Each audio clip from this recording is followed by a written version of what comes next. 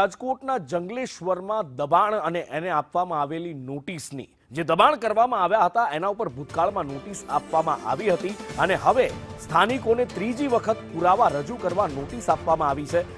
Collector દ્વારા આ દબાણ કરેલા પ્લોટમાં રહેતા લોકોને નોટિસ આપવામાં આવી છે અને ફરી એકવાર કલેક્ટર તંત્રએ સ્થાનિકો પાસે પુરાવા માંગ્યા છે। લગભગ 1350 લોકો છે કે જે અત્યારે દબાણ કર્યાનો એમના ઉપર આરોપ છે। એમના મકાનો અથવા તો જે ઝૂંપડાઓ છે એ સરકારી જમીનમાં હોવાનો દાવો કરવામાં આવી રહ્યો છે, જેમાંથી લગભગ 900-950 લોકો ભૂતકાળમાં પોતાના પુરાવા રજૂ કરી ચૂક્યા છે। ત્રીજી વખત કલેક્ટર દ્વારા નોટિસ આપવામાં આવી છે અને પુરાવા રજૂ કરવા માટે કહેવામાં આવ્યું છે। રાજકોટના જંગલેશ્વર વિસ્તારમાં 1350 જેટલા દબાણકર્તાઓને નોટિસ ફટકારવામાં આવી હતી અને ત્યારબાદ તેમની પાસે પુરાવાઓ માંગવામાં આવ્યા હતા। અત્યારે ત્રીજી વખત પુરાવા લઈને અલગ અલગ જે દબાણકર્તાઓ છે, રહેઠાણની અંદર રહેતા લોકો છે આવ્યા છે। આપણે સ્થાનિકોની સાથે વાત કરીએ। રહીમભાઈ, શું આખો પ્રશ્ન છે? સાહેબ, ખાસ પ્રશ્ન તો એ હતો કે પહેલા તો કોર્પોરેશને નોટિસો જે તે વખતે આપી હતી ત્યારે નદી કાંઠો પાડવાની વાત હતી। એમાં પણ લોકો સહેમત હતા કે નદીમાં જે દબાણ છે પાણીમાં એ કોઈના મકાન પડતા હોય અથવા તો જેને વૈકલ્પિક જગ્યા આપી અને એ પાડતા હોય તો બધા લોકો સહમત હતા, એની અંદર કોઈ ના નથી પાડી। સેકન્ડ નોટિસ જે તે વખતે અમને આપી હતી કે રોડ મોટો કરે છે કે જે 50નો રોડ જગદીશન સાહેબ વખતનો કાઢેલો છે એ બંને રોડની સાઈડું કાપી અને રોડ વ્યવસ્થિત બનતો હોય અને ટીપીના રોડ પ્રમાણે નીકળતો તો કોઈ ત્યારે ઓબ્જેક્શન નથી લીધું। અમે બધા એગ્રી હતા આખા વિસ્તારવાળા।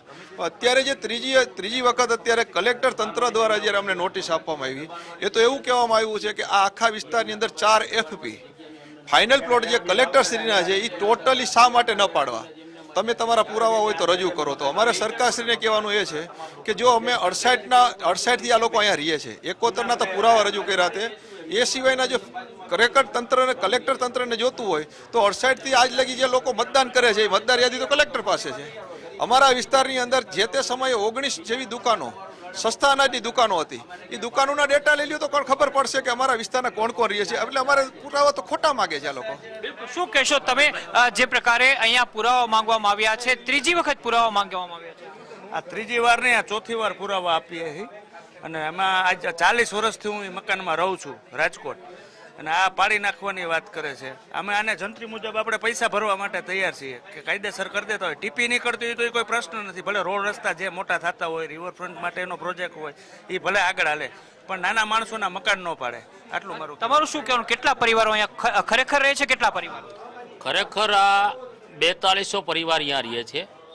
ખરેખર 4200 પરિવાર રહે છે અને 25 થી 30,000 માણસો ઘરવિહોણા થાય।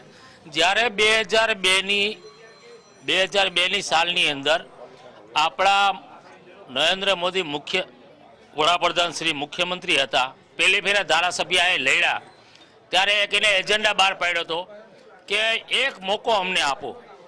એક મોકો રાજકોટની જનતાએ, તમામ જનતાએ એને મોકો આપ્યો અને જઈને ધારાસભ્ય ચૂંટાવ્યા, પછી મુખ્યમંત્રી બન્યા। ત્યારે એના ચૂંટણી ઢંઢેરામાં એવું બહાર પાડ્યું હતું કે ઘરનું ઘર અમે આપશી। અત્યારે તમારી માંગણી, મુખ્ય માંગણી શું છે? ડિમોલિશન માટેની વાત છે તો મુખ્ય માંગણી અમારી એ જ છે કે જ્યાં અમે રહી છીએ ત્યાં અમને રેગ્યુલાઇઝ કરી દો। અમે જંત્રી મુજબના પૈસા ભરવા તૈયાર છે। ટીપીનો રોડ નીકળે તો એને અમે પહેલો પણ વાંધો નથી ને આજ પણ અમને વાંધો નથી। જે ગરીબ માણસ છે એના મકાન બચી જાય। બિલકુલ, મકાન બચાવવાની માંગણી સાથે આ તમામ લોકો આવેલા છે। આપ જોઈ શકો છો કે આજે પણ કલેક્ટર તંત્રની અંદર પોતાના આધાર પુરાવા લઈને આ લોકો વહેલી સવારથી લાઈન લગાડીને બેઠા છે। આગેવાનો સ્થાનિક છે એ પણ અહીંયા પહોંચી ચૂક્યા છે। કલેક્ટર તંત્રનું ડેશબોર્ડ છે એ પણ અત્યારે અહીંયા કાર્યરત છે। પૂર્વ વિસ્તારના લગભગ 25,000 કરતાં વધુ લોકો છે, એ પૈકીના 4200 લોકો જે પરિવાર સાથે 4200 પરિવાર રહે છે એમના અત્યારે ઘરનો પ્રશ્ન છે। 1350 જેટલી નોટિસ કલેક્ટર તંત્ર આપી દીધી છે। હવે જોવાનું એ રહેશે કે કલેક્ટર તંત્ર આગામી સમયમાં શું નિર્ણય લે છે। કેમેરામેન માધવ ભટ્ટ સાથે મયુર સોની, સંદેશ ન્યૂઝ।